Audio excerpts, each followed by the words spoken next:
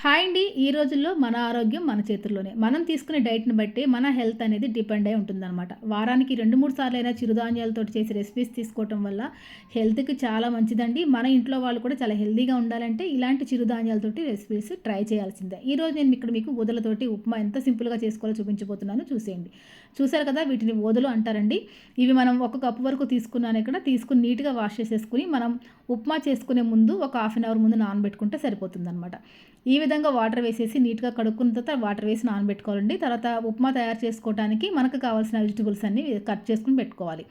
తర్వాత స్టవ్ వెలిగించుకొని ఒక పాన్ పెట్టుకొని దాంట్లోకి ఒక కుక్కర్ గిన్నె పెట్టుకొని 2 టేబుల్ స్పూన్ల వరకు నెయ్యి వేసుకోవాలండి. ఈ రెసిపీ నెయ్యితో చేసుకుంటేనే టేస్టీగా ఉంటుందనమాట. తర్వాత పోపు దినుసులు ఫ్రై అయిన తర్వాత మనం కట్ చేసుకున్న వెజిటబుల్స్ అన్నీ కూడా వేసేసుకొని బాగా ఫ్రై చేసుకున్న తర్వాత రుచికి తగినంతగా ఉప్పు, ఒక పావు టేబుల్ స్పూన్ వరకు పసుపు వేసుకొని మూత పెట్టుకొని స్టవ్‌ని లో ఫ్లేమ్‌లో పెట్టుకొని బాగా మగ్గించుకోవాలండి.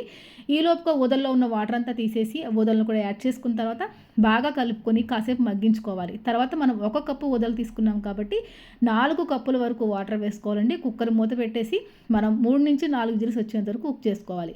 చూసారు కదా! మూత తీసి చూస్తే గనుక చక్కగా కుక్ అయిపోయింది. వేడివేడిగా నచ్చిన చట్నీతో సర్వ్ చేయండి. చాలా బావుంటుంది. మరి ఇంకెందుకు ఆలస్యం వెంటనే మీరు కూడా ట్రై చేసేయండి. మరిన్ని మంచి మంచి రెసిపీస్ కోసం ఛానల్ తప్పకుండా ఫాలో చేయండి.